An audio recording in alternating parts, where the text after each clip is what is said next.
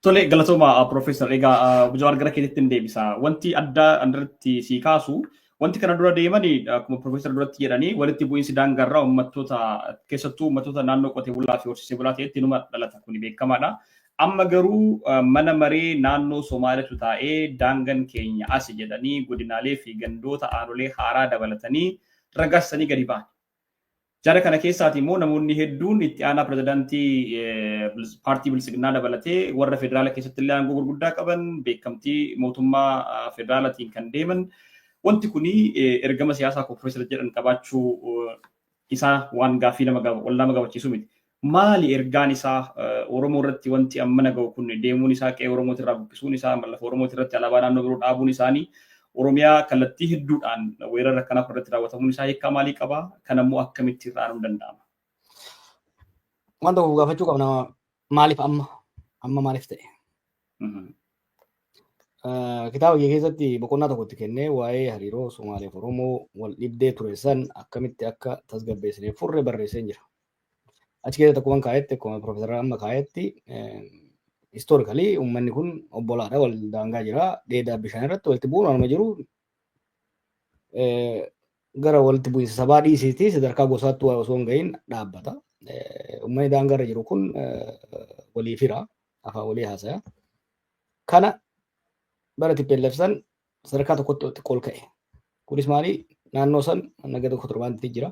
Kontirbaandii kana daddabarsuudhaaf jecha daldaltoonnii fi qondaaltonni waraanaa wal ta'uudhaan uummata walitti buusanii yeroo humni nageenyaa garas deemu kontirbaandii dabarfataa turan. Itti aansee hoggaa qabsoon qeerroo fi niinusan ol cimsanii gara siyaasatti fiduudhaan gara sadarkaa sabummaatti guddisuun bordoddee irraa kaasee hamma moyyaaletti uummata kana walitti buusanii buqqaatii guddaa dhumaatii guddaa geessisan. By the way,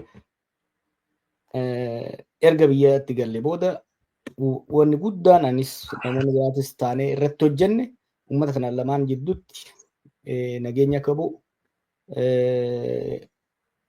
gandaa hanga gandaatti jechuudha.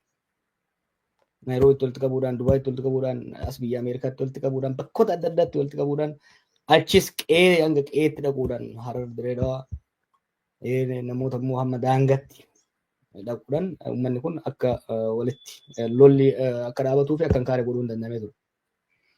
Yeroo sanitti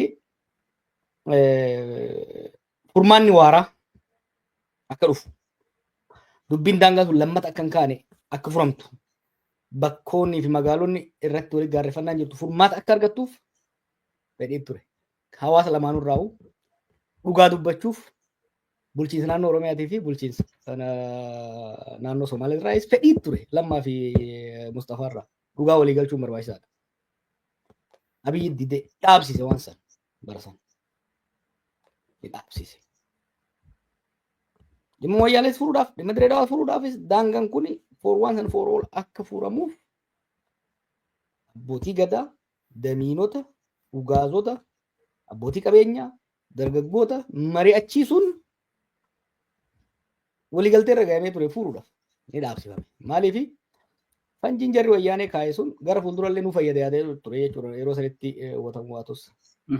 Sanii as waggoota jahaaf nagaan jiraate uummanni kun. All of a sudden naannoo ji'a jahaan har'aati ka dubbii eegale yoo yaadatte yeroo buktuuriidhaaf deemaa ture san dhimma kana kaasee akeekkachiisuu eegaleen ture. Torbanuma lamaa kan tokko keessatti bordoddee irraa Direedawaa Baaleen hamma Moyyaleetti walitti bu'iinsi eegalamee jechuudha. Waa'ee waggaa jaha nagaan ture maaliif ka'e waggaa jettu maaltu ta'e jettee ilaaluudha. Sirnichi laaffataa waan deemuuf keessattuu haalli dinagdee kun daangaatti uummata hunda waan miidheef uummanni kun nutti fincilee waan jedhaniif waan kana godhan. Otoo wanni amma naannoo bulchiinsi naannoo Somaalee godhu kuni Oromiyaa qofaan miti bara. Keessattis gosoota Somaaleetis walitti buusuudhaaf daangaan keessatti tattararamee jira. Fincillee amma mormiin gama Booranaatii fi gama qofaan miti bara godhame. Somaaliyaa naannoo Somaalee keessattis mormii baay'ee godhama. Aqxaachaan naan jedhamni isaanii tokko gan gaafadhu aqxaachaan gubbumarraa naannolee kana wanni keessa galchuu barbaadan.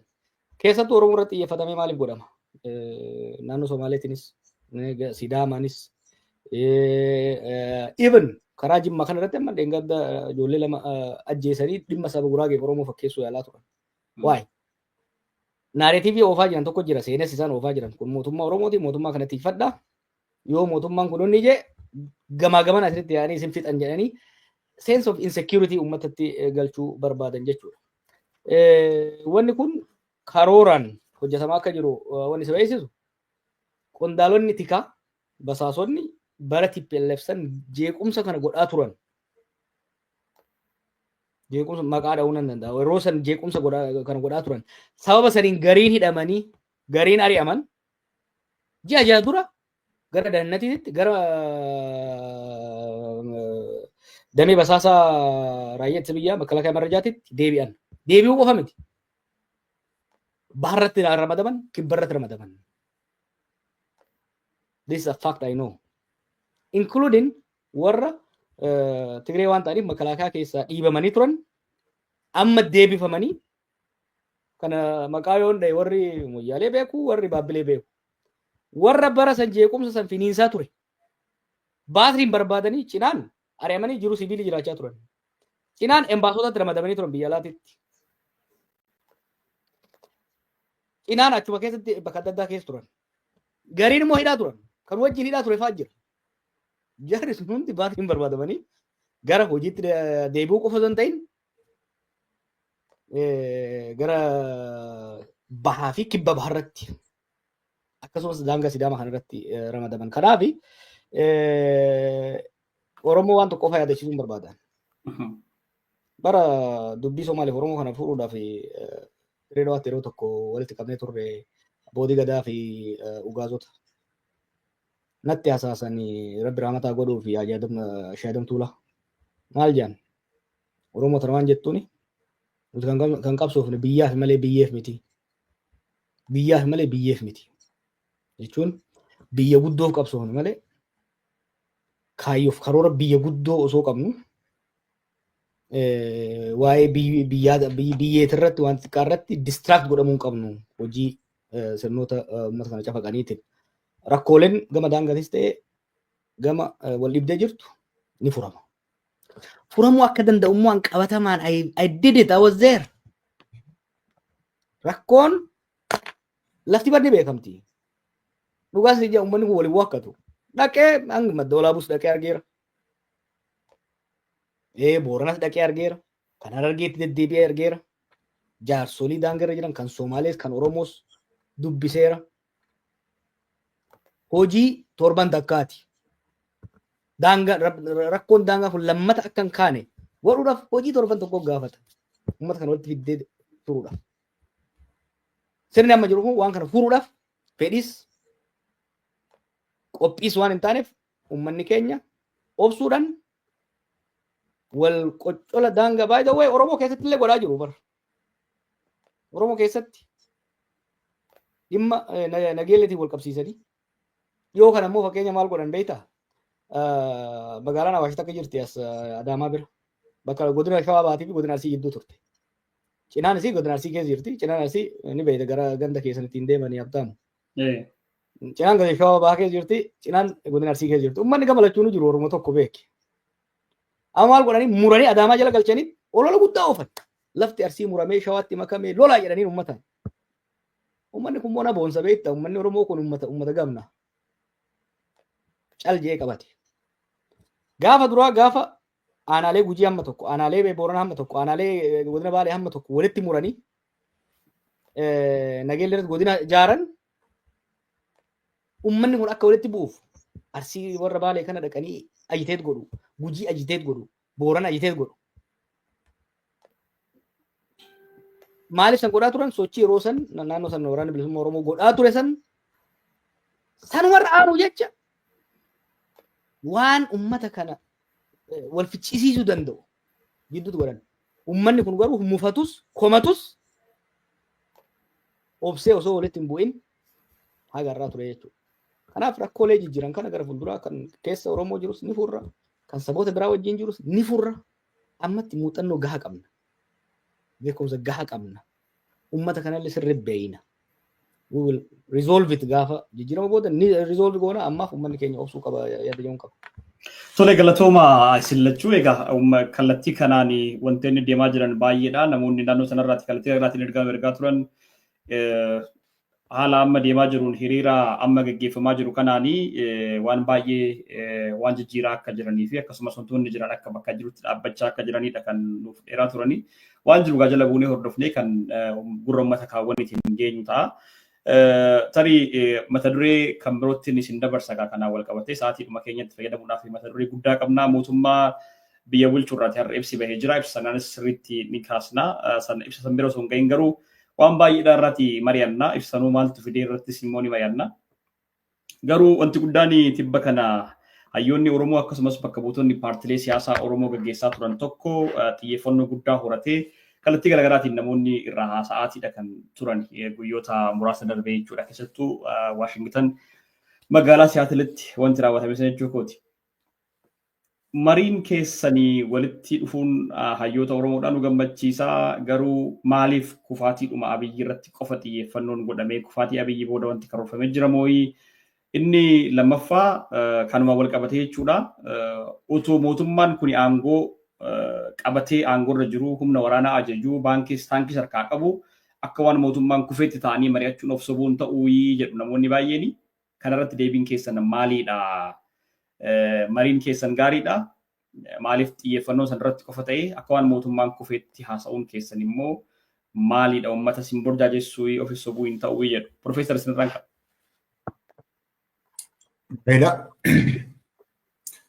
Silaas durattis taanaan kan uummata Oromootti himaa turre durattis yeroo qabsoo qeerroo sanas uummata akka hayyootaatti itti dubbatna turre malee akka warra aangoo barbaadutti dubbataan turre kana Jawaaris yaadata.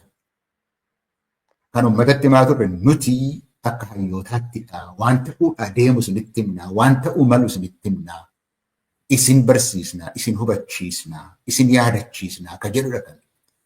Amma silaamma wanni amma godhamaa jiru kun wanta amma har'a gaaffii ammatti gaafatte waan bilbiltuu ati jette irratti. Haala amma jiru keessatti kan amma godhamaa jiru uummata Oromoo kanatti kan himamaa jiru durattis furreerra rakkoo akka kanaa furreerra amma sin furraadhaa miti. Ergaa gara bara kan asirratti darbaa jiru lafti isaan itti kaasuudhaa deeman bakkisa. Maaliif ammaa duwwaa miti? Bakki isaan itti kakaasuudhaaf deemanii bakka kana jedhuun maqaa dhaheetanii dubbataa ture. Ilaa kunoo asitti akkas godhamuuf adeemaa dammaqeetii eeggadhu. Akka walitti hin buuneen dammaqiitii eeggadhu. Rakkoo akkasii immoo duris furreerra ammas hin furraa. So dubbiinsa waa'ee eessatti ta'a duwwaatu hin ta'inii yeroo isaatii wajjinitii himnaa jechuudha. Inni kunis amma gaaffeetti na gaafattes waa'een maaliifitu irratti xiyyeeffattanii kufaatii Abiyyi irratti maa xiyyeeffattanii utuun kufin maaliifitti itti moortuudha akka jedhamu inuma jira. Innis sababa qaba. Sababa qaba innis. Tokkoffaa namni kufaatii Abiyyi miti dubbiin kun sirna Abiyyi ijaare kufaatii isaati malee waa'ee namichaa miti. Tasa waa'ee namichaa miti. Utuu namichi sirriitti hojjechuu beeka ta'e utuu asiin gahuudhaatiin hin barbaachisu ta'e utuu itti gaafatamni nama biyya guddaa akka Itoophiyaa kana bulchu itti beekee hin tolchu ta'e kufaatii sirna isaatii namni barbaadu Oromoo keessa hin jiru ture siraati. Amma garuus kana durattis baay'ee dubbatameera. Miidhaan uummata Oromoo irra gahee, miidhaan sabaaf sablammoota irratti gahee, miidhaan biyyattii sana irratti gahee, miidhaan naannolee adda addaa irratti gahee, gaafa Afrikaa irratti gahee daangaa hin qabu. Daangaa hin qabu. Sababa kanaatiifiti jijjiiramuutu irra jira. Sirni kun jijjiiramuutu irra jira. Warra Oromoos hin ta'in Oromoos ta'e kan hubachiisuun barbaachisu gaafa duraaniitis gaafa sirna Amaaraatu jira jenne sirna lolaadha turre. Gaafa gati gareessi sirna lolaadha turre. Gaafa isa maqaa keenyaan aangootti baheessi sirnadha kan lolaa jirru kana jechuudha. Sirna sanatu sirrii waan hin taanee fi biyyaafis, uummataafis, naannoodhaafis egeree uummata Itoophiyaatiif Oromootiifis waan hin taaneefidha jechuudha. Lammata kufuuf adeema. Kufuudhaaf adeema jechuun hojii inni itti jiru kun mataan isaayyuu isa kuffisaa. Maaliif yoo biyya hin bulchitu taate biyya hin bulchitu yoo taate nama kufta gaaffii hin qabu kun. Biyya immoo bulchaan jiru mootummichi waanuma ofiitii hojjetuun kuffisuudhaatiif adeema. Biyya kuffisuu duwwaa miti walitti naqee akka barbadooftu gochuudhaatiif adeema. Biyya bulchuun tokkoffaan dinagdeedha. Isaanuu macro economic management jedhu. Isaanuu macro economic managementiin isaa gaafa duriiti waggaa 7 akka dubbataa turre amma gadi baasanii akkasitti biyya dinagdee guddisna isaan jedhanii rabbii jedhaatiiti. Biyyi ofumaa miidhageef bareedeef kan guddatu hin jiru. Magaaluma callamatti qalamii dibdeef kan guddatu kan hin jiru. Bu'aa uummataatiif hin qabu.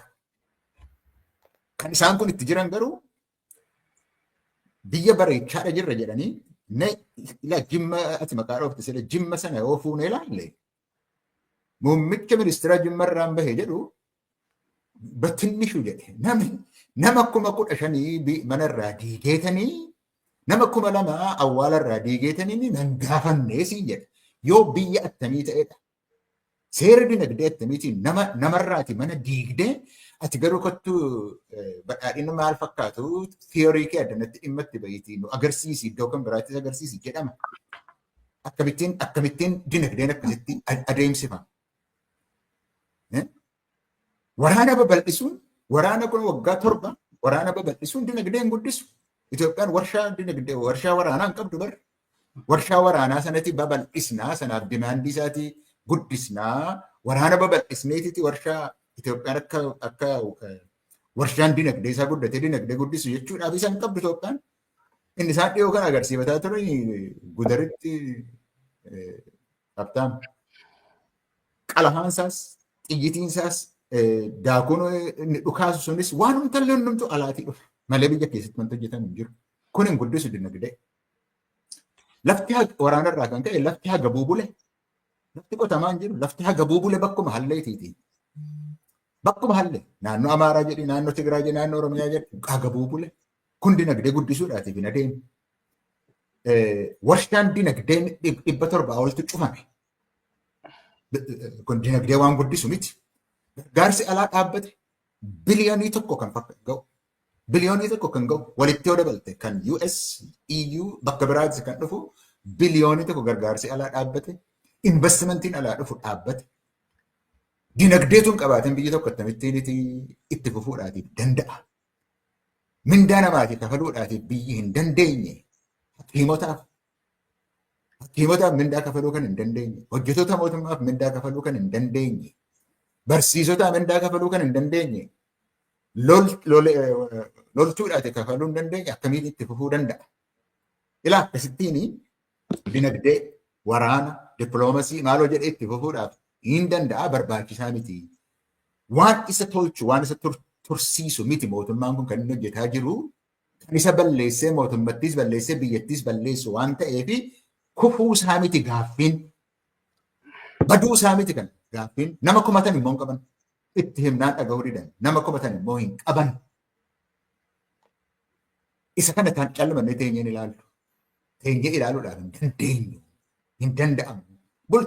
Bulchiisni sun tuuree naannoo Amaaraa keessatti magaala tokko keessa yoo qabaatan malee magaala tokko magaala kan biraa dhaquudhaaf hin dandeessu yoo helikopteraan ta'e malee.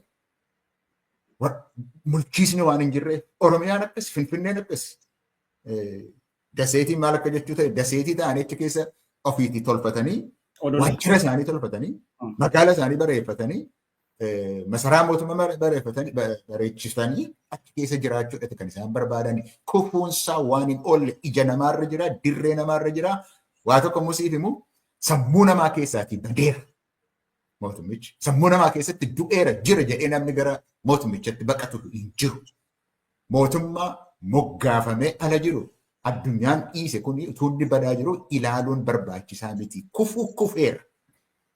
Kufuudhaaf adeemaa jiru miti kufeera ofiisaa iyyuu hin jiru jira jechuuf hin dandeessu sammuu namaa keessaatii badeera garuu kallattii lafa kaa'uudhaanii akka kanaan dura yoo kun akkuma tasaa ka'ee cabee badee uummanni situutti hin qophaa'in kan bakka isaa bu'u tuutti hin qophaa'in akka hin adeemamneef dogoggorri kanaan dura godhame dogoggora akka hin taanee fi ammaa jalqabanii itti deemuu barbaachisaa. Sadaffaan cehumsa barbaachisa biyya Itoophiyaa sanaaf. Cehumsa milkii qabu barbaachisaa.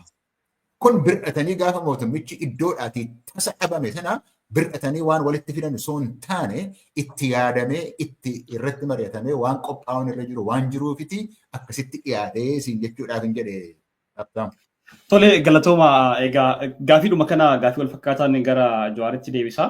Obbo Jawaar gaafiin kiyya inni amma isinii kaasee hariiroon yookiin immoo walitti dhufeenyi hayyoota Oromoodhaa kan barbaadamaa turee fi Oromoon kallattii garaagaraatiin barbaadudha kun waan gaariidha. Garuu xiyyeeffannoon keessan kufaatii Abiyyi irratti qofa maaliif ta'e? Kufaatii Abiyyi booda hoo maaltu jira?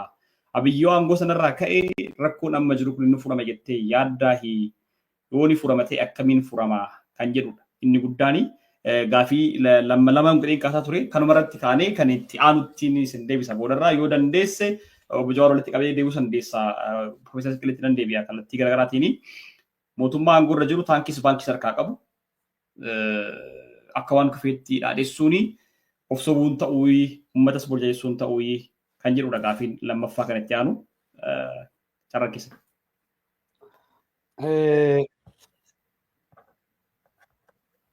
Jijjiirama kun waa 18 duu deebitee waggaatti maddoo hoggaa nu gaafattu namni hedduun hoggaa gaafatu waa lama jira. Qabsoon qeerroo sadarkaa saffisaa ta'ee fi gatii madaalawaa ta'een jijjiirama fiduu isaa bu'aa tarsiimoo ta'uusaa namni ni fudhata. Kan itti qeeqamnu garuu jijjiirama dhufe san itti abboomuudhaan uummanni injifannoo argamsiisanitti abbaa ta'ee sirna dimokiraatawaa kan hidhaaf ajjechaan irraa dhaabatu kasaamicha irraa dhaabatee ittiin misoomu jaarsuu hin dandeenyedha. Jijjiirama fiduu hin danda'ameera. Jijjiirama san bakka barbaadameen gahuu hin danda'amnedha. Qeeqa kana eega fudhannee amma kan godhaa jirru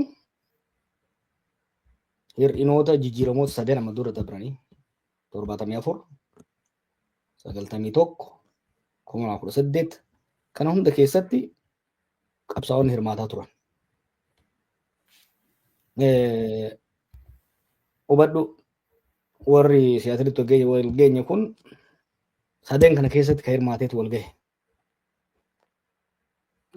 Obbo Xahaa Abdii warra san durarraa kaasee qabsoo kana bu'uureessee Profeesar Mahammad hayyuu bara sanarraa kaasee beekumsa maddisiisaa ture. Achirraa kaasee Dr. Bayaan dabalatee Profeesar Isqaa'ilis warra bara dargiitis ce'umsa 91tis itti dhiyeenyaan argaa ture. Warri hafne immoo warri boodarra jirru immoo ce'umsa 2018 keessatti hirmaachaa warra turredha. So we have accumulated experience. Ce'umsa sadan kan sirriitti xiinxallee jechuudha. Maaliif ce'umsa fiduu hin danda'ame? Jijjiirama fiduu hin danda'ame? Jijjiirama san bakkaan gahu. Jijjiiramoota kana hundarraa waan arganne qabna, waan dhabnee qabna, bakka garaa keenyaan geenye waa'ee. Jijjiiramni itti aanee dhufu kun rakkoolee amma duraa sana akka mudanneef maalirratti qophaa'uu qabna. Tokko muuxannoo mataa keenyaa experience sharing tokko isaanii. Lammaffaa naannolee garaagaraatitti biyyoota garaagaraatitti ce'umsota milkaa'anii fi ce'umsota gufatan laaluudhaan maal irraa baranna kan jedhu hojii gaafataa jechuudha. Akkuma jenne waltajjii kana irratti hirmaatan hayyootaa fi hogganoota. Sattuu combination maaliif mariin kun marii beekumsa irratti hundaa'edha. Siyaasaa tokko bakkaan gahuudhaaf, qabsoo tokko bakkaan gahuudhaaf, biyya hoogganuudhaaf beekumsa barbaachisa. Beekumsi immoo kun immoo hojii sadii gulantaa sadii jala dabruu qaba. Beekumsa ni maddisiifta knowledge production. Beekumsa kana immoo ni aqaarta knowledge packaging. Then beekumsa maddisiiftee haqaartee tolchite kana immoo uummataan geessa yookiin immoo hojiitti hiikta. So hayyoonni walitti qabamanis calasaa barsiisaa yuunivarsiitii qofa miti. Public intellectuals jechuun hayyoota beekumsa qabanii fi beekumsa san immoo dhimma uummataatiif hojiirra oolchan yookiin immoo uummata dubbatan jechuudha. Hogganoonni dhufanis hogganoota practically dirree qabsoo keessatti hirmaataa turan kana waan ta'eef hojii sadeen kana wal simsiisuun ce'umsa itti aanu mirkaneessuudhaaf yookiin milkeessuudhaaf barbaachisaa ta'a jennee waan abdanneef mariin sun godhame. Mariin kun ifa haa ta'u malee san dura bifa adda addaatiin godhamaa ture ammallee godhamaa jira gara fuulduraas hin godhamaa jechuudha. Kan kufu I think ammatti jijjiirama fiduun akka danda'amu muuxannoo beekumsa gahumsa sanii akka qabnu waan iddoo nama falmisiisu natti fakkaatu. Sanumaa alattu shoorri keenya parsantii 20 jeetiin jira. Sanumaan alattu 50 balaan wal waraansaa kufaatiin diinagdee ittiin taphate Abiyyi bara. Wal waraansaan gara biliyoon 50 60 ta'u dhabamsiise. Investimentiin ni dhaabatee gargaarsi ni dhaabatee diinagdeen lafa ga'ee jira. Kaachirraa hafte bila ciree irratti baase. Hammaattu jedhetti IMF irraa liqeeffate. Nama already dhukkubni hamaan qabee siree irra jirutti heexoo yoo kenniteef mana fincaanii dhaqee achumatti hafa. What have we did to the economy literally? Diinagdee economy lolaan caccabe. Ta'irraa hafte bila ciree cinqisaase fuudhee heexoo IMF itti naqe. Kanaaf ka'uun danda'u boodarratti deebina fakkeenya warra akkaataa itti rakkoo keessaa bahan yaanii tokko takka kaayan takka takka irratti koomentii siif hin godhu. Kuni dhibbeentaa keenya 20 jijjiirama fiduudhaaf dhibbeentaa 20 keenya dalagaa 80 garuu jijjiirama san bakkaan gahu jijjiirama san milkeessuu irratti beekumsa maddisiisu beekumsa san akkaataa qabsaa'otaa fi uummata keenya gahuun haqaaruu paakeej gochuu akkasumas beekumsa san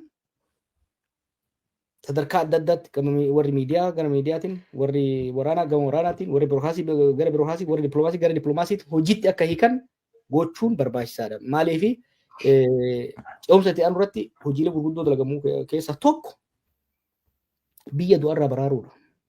Tokko maaliif sirni kun kufaa jira biyya fudhatee akka hin kufne akkuma gaaf duraa siin jee ergamni dhaloota kanaa ergamni boqonnaa qabsoo kana this phase of the struggle ergamni guddaan biyya teenyaaf uummata keenya Abiyyi irraa baraaruudha. Fudhatee akka hin kufne. Kana jechuun biyya du'a oolchuudha. Itti aansee biyya ol dhaanuu qabda. Life saving first, then treatment and recovery. Kanaaf biyya du'a barii isaa san biyyi gara wal waraansa hamaatitti waraansa gaa jennu uummata kana akka malee destroy godhanii jiran sirna biyya sanii. Biyyi akka malee laaffatee jira. Biyyi laaffatte sun jeequmsa hamaa seentee akka baddaan hin bittinnoofneef uummanni keenya akka addaan hin bittinnoofneef the day after maal ta'uu qaba ka jedhu mari'anne. The day after maal ta'uu qaba. Second, erga du'a oolchine hoo diinagdee namichi kun daaraa godhe. Hawaasummaa Oromoo jidduttu waan Oromoo jidduttu ta'e bara wallaafaa miti abdaamu. Namni keenya gara Shawaa Lixaa kanatti fi Wallaggatti even Arsii keessatti bakka adda addaatti sababa wal waraansa uumamee kanaan namni wal ajjeesee diina walitti ta'ee jira. Amma ijoollee sanyii fa'aa wajjin galte tana waggaa qeetti deebisan rakkoo hamaatu isaan mudataa jira. Maaliif namni akka malee wal miidhee jira. Nama kana walitti fayyisuun hojii gaafata. Nu jidduttuu sabuma keenya jidduttuu. San booda sabaa salamoota walitti buusee jira. Wal shakkisiisee jira. Walitti diinumseera. Kana walitti fayyisuu nu gaafata. Erga walitti fayyisnee booda immoo biyya kana gara dimokiraasiitti ceesisuudha gaafata jechuudha.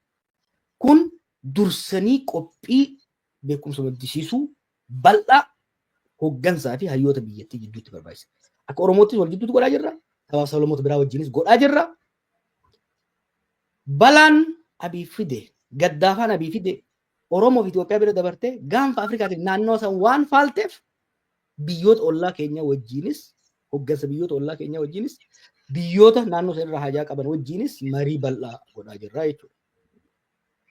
Dansa egaa kanaafidha mootummaa taankiis baankiis qabu ofii kufee jira. Mootummaan waan ofii isaatiif ofii kuffisee yookiin immoo hariiroo inni hordofaa jiruu fi nageenya dinagdee akkasumas hawaasummaa fi dippiloomaasii inni hordofeen ofii of kuffisee jira.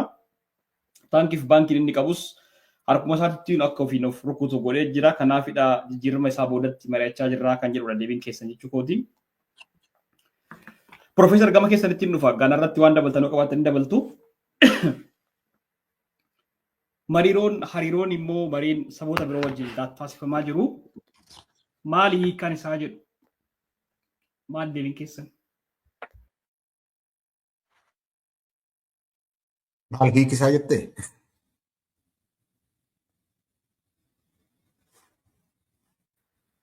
Hariiroon namoota siyaasaa biroo wajjin godhanii maal isaa waan ati jette yeroo ammaa kana keessatti akka ilaalcha kootti gaaffiin Oromoon saba biroo wajjin akka kanaan dura barreessitee godhamu kuni Oromoo keessaa waan qabu natti hin fakkaatu amma akka ammaatti. Namaaf galchaa dhiifama. Gaaffiin kan koo sirriitti fagachuu fi hariiroon saboota biroo wajjin hayyoonni Oromoo godhaa jiran kuni garam nu geessa. Oromoo wajjin mari'annee jirraayi. Kana duras marii kallattii garaagaraatiin obbo Latuun qopheessa irratti hirmaataa turtanii obbo Jawaaris kaleessa Latuun wajjin gaafa taa'ee haasa'uu kallattii garaagaraatiin mariiwwan godhamaa turantu jiru.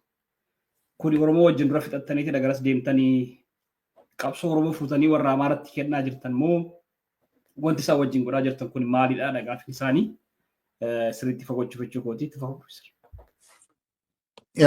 Akkasumatti nu badhee gaaffii yeroo ammaa Oromoo keessaatii ka'u mitiirraa kan jedhee kana yaade kun sababni isaa wal dhibdeen isaa maali Oromoo gidduutti? Mooraan siyaasaa qabsoo Oromoo gidduutti wal dhibdeen jiru maali? Kan irratti mari'atamee Oromoon irratti walii galu maaltu jira kan irratti waliin galamin? Qabsoon Oromoo gaafa eegale irraa jalqabee gaaffii adda addaa kaasaa ture. Yeroo warraaqsa qeerroo garuu achi as bahee akka nama hundaatiif galuutti diinaafis firaafitti galuutti qabsoon keenya qabsoo abbaa biyyummaatii jedhame. Kanaaf qabsoofnaa. Biyya abbaa biyyummaa jechuun kun immoo karaa siyaasaa ofiin of bulchinaa. Dinagdeedhaan haqa qabnaa. Lafa keenyaaf leecaaloo keenya irratti abbaatti taana. Ittiinis immoo bu'aa isaatiin immoo ittiin jiran. Aadaa fi afaan qabna. Aadaa fi afaan keenya immoo ni guddifannaa. Ittiin uummata keenya tokkoomsina jennee gaafanne waan Oromoon irratti walii hin galin. Mooraa qabsoo Oromoo kana keessatti wanti Oromoon irratti walii hin galin kan irratti walii galuun nurra jiru maal irratti? Gaaffii yeroo hundumaa ka'udha. Oromoon tokko hin taane Oromoo dura tokkommeessa. Oromoon gaaffii siyaasaa amma qabu irratti akka har'a tokko ta'ee hin beeku. Ifaadha waan Oromoon itti deemuuf tarii ilaalcha adda addaa jiraachuu danda'a.